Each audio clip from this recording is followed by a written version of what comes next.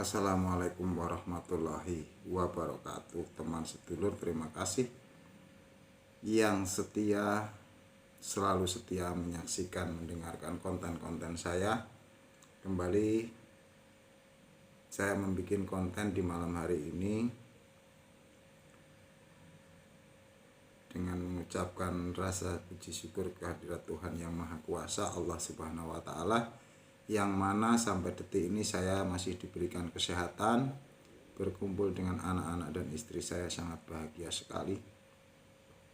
Dan saya terima kasih dengan wadah yang namanya YouTube, orang yang menciptakan sebuah handphone yang mana saya bisa berbagi untuk berbagi tentang pemahaman perjalanan spiritual ataupun yang lebih kalimatnya sangat enak didengar, yaitu perjalanan hidup saya.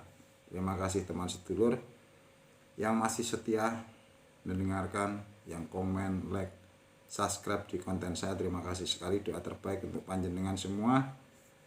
Tuhan Maha Baik, apapun yang menjadi keinginan panjenengan selalu terwujud dengan mudah dan sangat-sangat menyenangkan.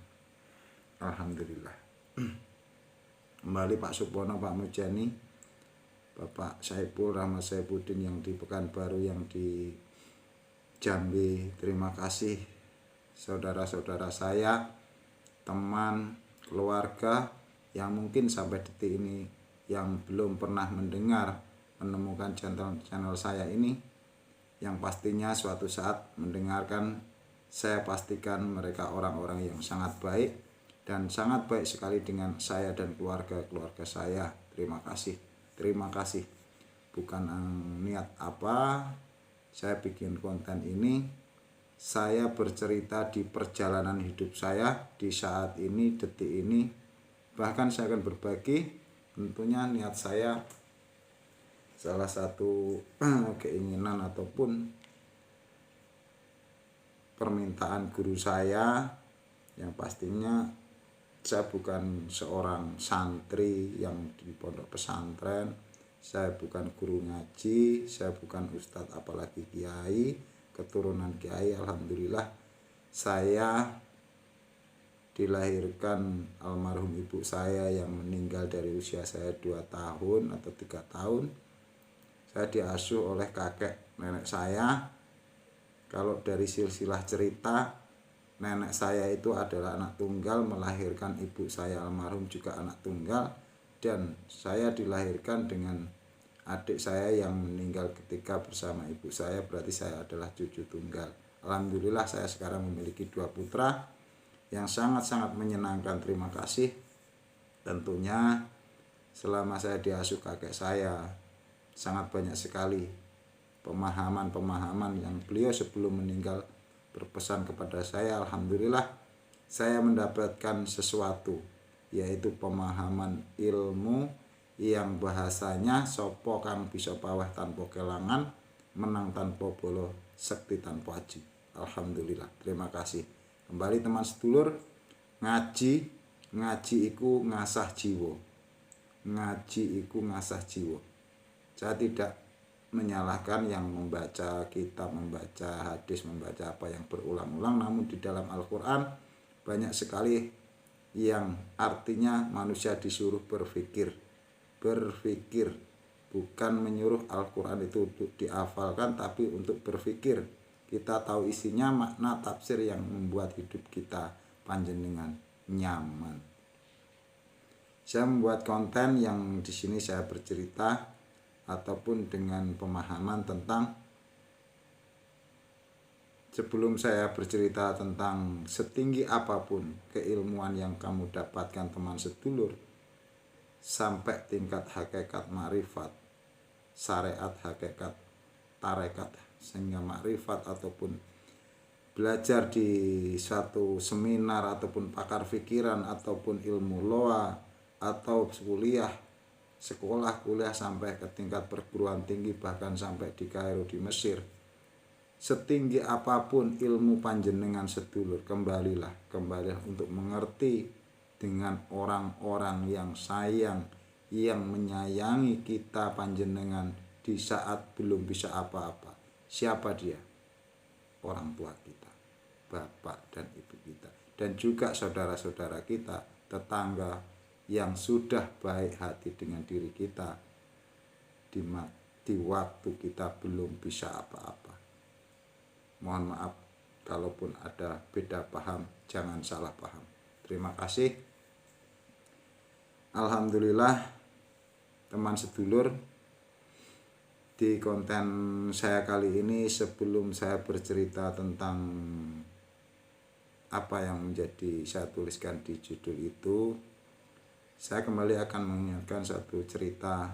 Saya berbagi nih pemahaman yang beberapa kali saya dengar di sebuah YouTube, bahwasanya kita bersyukur dengan adanya sebuah YouTube, wadah yang sangat mudah sekali kita mendapatkan pemahaman, ilmu ataupun pengetahuan yang tentunya yang sangat-sangat mahal. Banyak sekali ilmu, pemahaman, pengetahuan yang sangat-sangat dimudahkan oleh Allah Subhanahu wa taala di saat ini, di kehidupan era sekarang ini. Terima kasih sekali. Baik teman sedulur, sebelum saya bercerita di hal tentang keilmuan seseorang, bahwasanya manusia itu hanya tebak-tebakan, keilmuan seseorang setinggi apapun hanya Allah yang tahu. Karena keilmuan seseorang layaknya jam yang berputar, di mana manusia antara saya dan panjenengan tidak akan pernah bisa tahu detil apa yang ada di dalam pikiran. Pikiran sadar bawah sadarnya, di pikiran batin jiwa ataupun perasaan manusia itu hanya Allah yang tahu. Apapun yang tersimpan di dalam pikirannya, hanya Tuhan yang tahu. Nih teman sedulur, saya banyak mendengar nih tausiah ceramah yang mengajarkan, saya tidak akan bicara tentang menyebut nama ataupun pondok pesantren, yang pastinya saya bicara tentang agama Islam, yang di situ banyak pengajaran ataupun mengajarkan. Saya tidak akan bercerita tentang hal yang buruk ataupun sifat yang dibiasakan orang-orang selain ini. Ada dua versi itu di perjalanan hidup saya teman sedulur. Ataukah teman sedulur juga pernah berada di posisi seperti yang saya ceritakan? Jangan percaya saya, percayalah dengan diri panjenengan. Percayalah teman sedulur, guru 1000 ratusan guru panjenengan itu, namun percayalah guru sejatimu ada di dalam dirimu sendiri. Maaf, saya hanya berbagi, tidak ada maksud untuk menggurui. Terima kasih teman sedulur.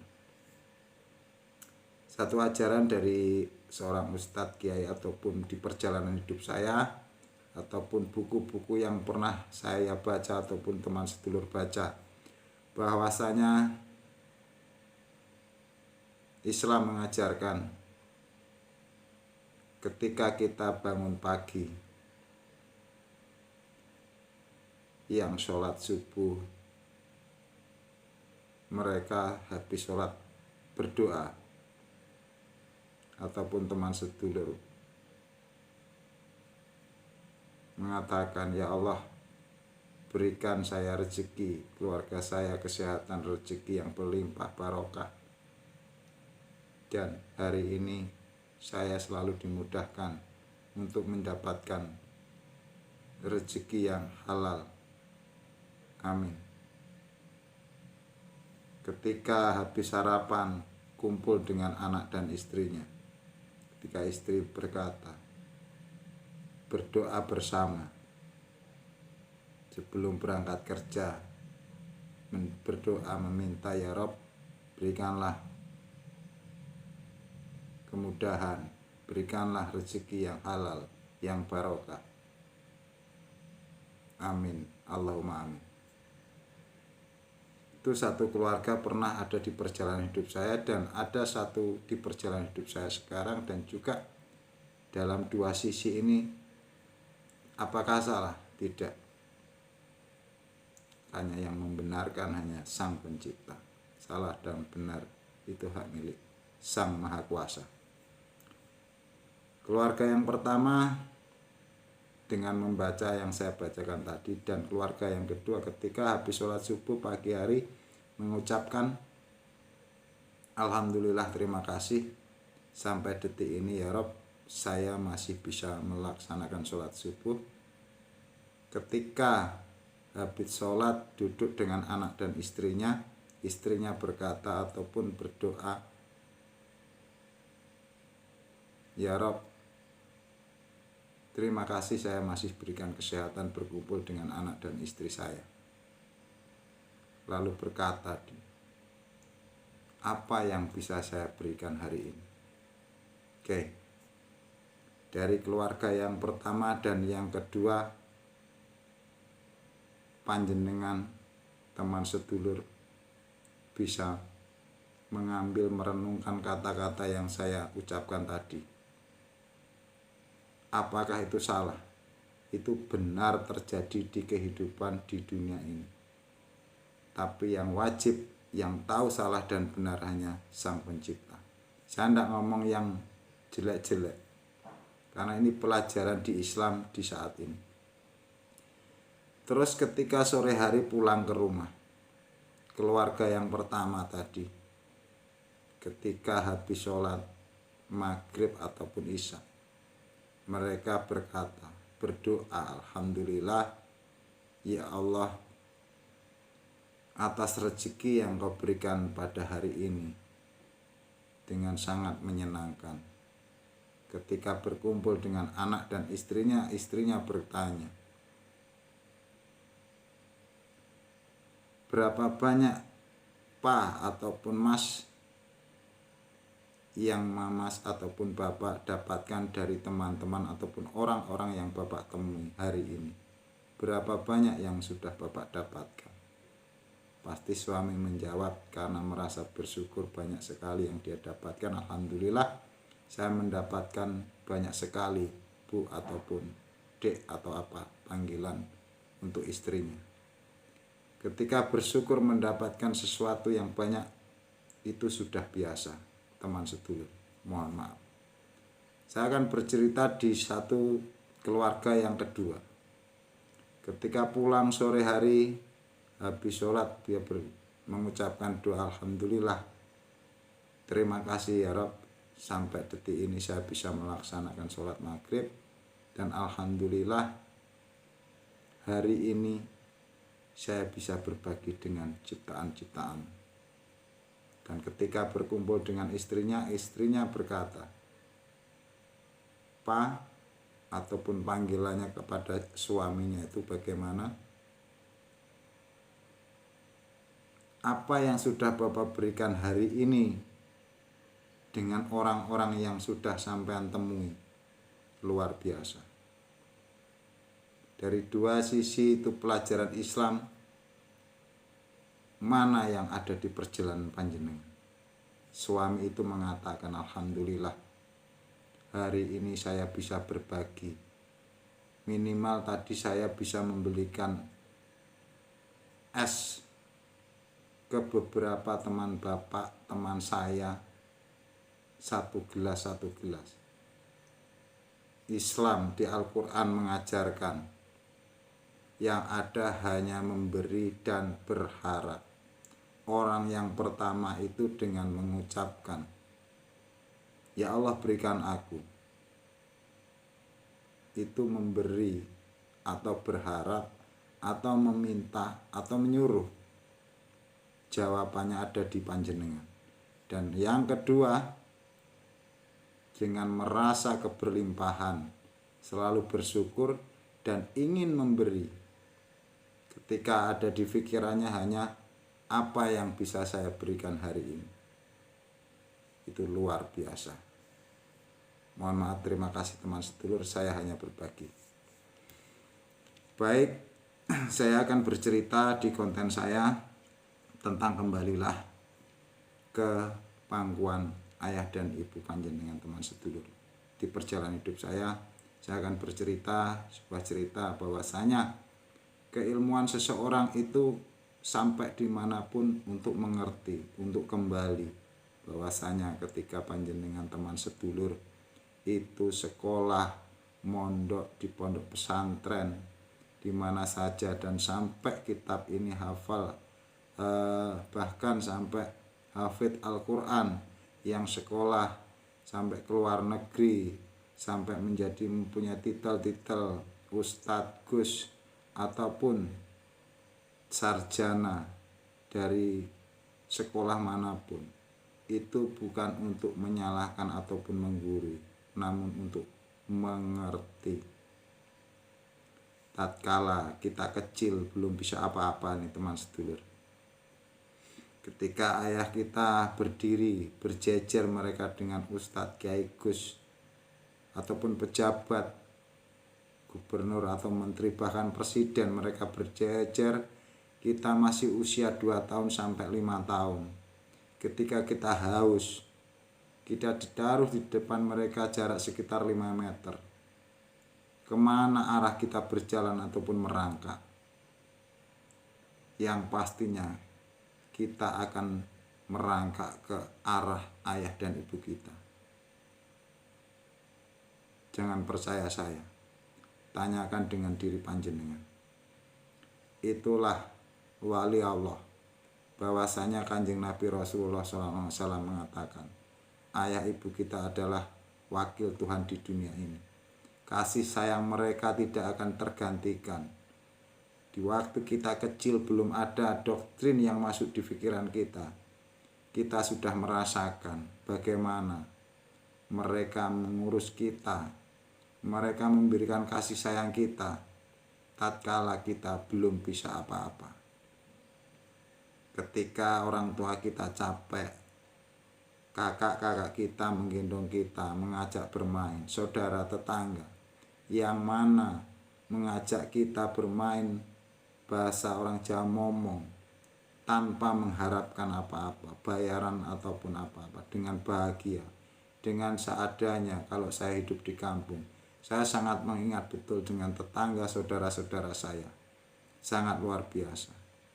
Jadi keilmuan setinggi apapun jangan lupakan mereka teman sedulur. Tapi banyak sekali sekarang orang yang sudah merasa gini, wow, sekolah tinggi di pondok pesantren dengan keilmuan yang doktrin masuk di pikirannya. Mereka bahasanya, mohon maaf, saya banyak sekali mendengar ceramah tausiah yang dari YouTube, dari televisi maupun ceramah-ceramah di pengajian. Itu mengatakan bahwasanya orang Islam yang tidak melakukan sholat seperti ini, yang tidak membaca seperti ini, maka amalnya tidak diterima. No, jangan ikut-ikutan. Mereka mengatakan Islam harus memakai pakaian seperti ini. Wanita yang tidak memakai jilbab akan Allah beri gini-gini. Mereka mengatakan orang yang tidak melakukan amalan ini, orang yang tidak mengeluarkan zakat seperti ini, maka Allah akan melaknat. Kalimat itu, mohon maaf, mungkin hanya beda paham. Ketika sekolah, ketika sudah kuliah, memiliki ilmu, hafal hadis, tafsir Al-Quran dengan yang sudah dia miliki, sekali lagi, panjenengan teman sedulur bukan untuk menggurui ataupun menghakimi, namun untuk mengerti. Ingat, pikiran kita harus ingat, jangan sampai kita menyakiti ayah, kakek, nenek, bahkan buyut kita. Kita semua keturunan Nabi. Walaupun silsilah yang diceritakan habaib, saya pernah mendengar di sebuah konten, ada silsilah dari keturunan Rasulullah sampai ke habaib dia hafalkan, namun dia lupa menyebutkan nama-nama keluarganya. Mohon maaf, jangan pernah ikut-ikutan. Dengan dalil hadis yang dia bacakan, hafal, itu mendapatkan surga dan pahala. Walau alam, surga pahala hanya Allah yang tahu. Itu rahasia ilahi. Kalau rahasia itu diketahui manusia, bukan rahasia lagi. Mohon maaf. Terima kasih teman sedulur. Kembali saya akan bercerita tentang pemahaman tadi. Banyak sekali ketika sudah belajar memiliki level titel jabatan, ataupun dengan bahasa ceramah-ceramah mereka, ucapan mereka banyak yang menyakiti kakek nenek kita. Di tahun-tahun 1945, tatkala itu Islam belum seperti sekarang ini, apakah pakaian mereka seperti kita sekarang ini? Walau alam. Jangan menyakiti hati mereka, jangan meremehkan mereka. Apakah mereka dulu ibu kita, nenek kita memakai jilbab, memakai pakaian yang laki-laki seperti sorban kiai seperti ini? Jangan menyalahkan, karena ibadah seseorang bukan hanya di casingnya, namun diisi pikirannya. Koneksikan pikiran kita, bawalah sifat-sifat dalam sholat untuk kehidupan panjenengan sehari-hari. Pikiran kita jangan pernah membenci, menyakiti, menghakimi, ataupun bahasa orang Jawa itu ngerasani. Mohon maaf. Banyak sekali teman sedulur dengan keilmuan doktrin yang terdengar dari ucapan-ucapan orang yang merasa sudah hebat. Mereka sangat-sangat mendoktrin, melupakan orang-orang yang sudah memberi kasih sayang sangat luar biasa. Saya pernah mendengar sendiri teman sedulur, ada beberapa pondok pesantren yang di situ ketika orang tuanya mau menjenguk anaknya, itu aja disuruh memakai pakaian yang diwajibkan di pondok pesantren itu, dan waktu jamnya juga terbatasi. Mohon maaf. Kalau mengingat satu lagu, kalau tidak salah religi, dengan kalimat ataupun kata-kata, kalau tidak salah teman sedulur pernah mendengarkan, di sini ibadah, di sana ibadah, di mana-mana kita ibadah, dan kalimatnya makan, minum, tidur di rumah. Itu pernah saya dengar dan sangat luar biasa. Dari kalimat itu maka saya tidak akan bercerita panjang di hal itu, bahwasanya pondok pesantren mungkin dahulu kala mengumpulkan orang-orang yang mungkin agak kekurangan dari keluarga-keluarga yang mungkin anak yatim piatu, anak orang yang tidak mampu. Itu wajar. Sekarang banyak sekali mereka terdoktrin, padahal kehidupannya sangat-sangat luar biasa orang tuanya, namun rela memisahkan anak usia belasan tahun untuk memisahkan dari sehariannya dengan orang tuanya. Mohon maaf, panjenengan jangan percaya saya, panjenengan yang rugi, karena usia anak itu tidak akan kembali lagi. Karena sayangnya cara mengurus anak panjenengan, walaupun ustadz kiai, ratusan santri di situ, ada sakitnya, kurang enak badannya, seorang ustadz kiai itu, santri itu merasakan apapun, mereka masih bisa duduk ngopi, bahkan makan di restoran ataupun ceramah tausiah kemana saja. Tapi lain halnya dengan orang tua kita sendiri. Tatkala kita sakit, orang tua kita itu tidak enak makan, bahkan tidak bisa tidur. Luar biasa. Mereka orang yang tidak bisa tergantikan dengan siapa saja, siapapun juga, karena rasa sayang orang tua terhadap anaknya tidak akan pernah bisa tergantikan oleh siapapun orangnya, siapapun levelnya, titelnya. Mohon maaf, jangan pernah merendahkan mereka. Jangan pernah, walaupun orang mualaf, walaupun sekarang panjenengan Islam, dulunya Kristen, Hindu, Buddha, orang tua panjenengan Hindu, Kristen, Buddha, jangan meremehkan mereka. Mereka adalah orang-orang yang sudah meminta keturunan, terlahirlah panjenengan. Mereka itu menikah, meminta kepada Sang Tuhan, Sang Pencipta untuk diberikan keturunan, dan terlahirlah panjenengan. Dengan adanya mereka, Allah berikan keturunan, harusnya wajib panjenengan mensyukuri. Jangan menyalahkan, jangan membenci. Itu ada di pikiran panjenengan. Kita belajar tentang hakikat pikiran yang tidak ada manusia yang tahu. Yang tahu hanya Tuhan Sang Pencipta. Allah Sang Maha meliputi semua ciptaannya di dunia ini. Allah Maha memberi, Allah Maha baik, Allah Maha mengabulkan semua yang menjadi keinginan ciptaannya. Jangan percaya saya, percayalah dengan diri panjenengan.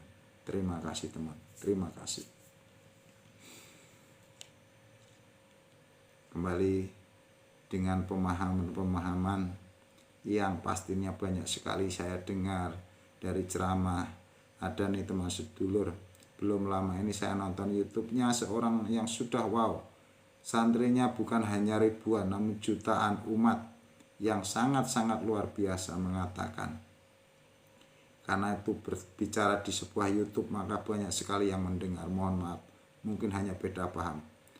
Orang itu mengatakan bahwasanya ketika orang Hindu, Kristen ataupun beragama selain Islam berbuat baik di dunia, maka Allah akan membalas kebaikannya di dunia. Namun ketika di akhirat, orang itu tidak akan mendapatkan balasan kebaikannya selama di dunia. Beda dengan orang Islam, kebaikan di dunia masih akan dibalas di akhirat nanti. Wow, mohon maaf, orang itu adalah sombong dan sok tahu tentang hal-hal di alam akhirat. Allah tidak akan pernah bicara dengan manusia. Jika Allah berbicara, maka dia sudah menyamakan dengan ciptaannya. Kalau Allah di dunia membalas orang yang berbuat baik, dibalas di dunia dengan orang Islam, dengan orang Kristen, maka itu adil. Kalau di akhirat, walau alam, karena Allah Maha Adil. Berarti dimanapun Allah Maha Adil. Jangan pernah sok tahu siapapun orangnya, siapapun levelnya, namanya, orang sudah hebat ataupun. Jika kata-kata itu sumbedah kerana Sang Pencipta, jangan ikut-ikutan. Manusia itu hanya tahu sedikit saja tentang beberapa hal. Tapi banyak manusia sekarang, di era sekarang ini, sok tahu tentang semua hal. Mohon maaf. Terima kasih teman sedulur. Di konten kali ini saya masih bisa berbagi. Alhamdulillah.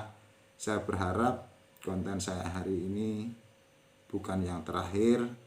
Kembali saya doakan bagi teman sedulur pencinta konten saya yang mampir, saya ucapkan ribuan terima kasih. Bagikan konten saya kepada teman sedulur, orang-orang terdekat di sekitar panjenengan.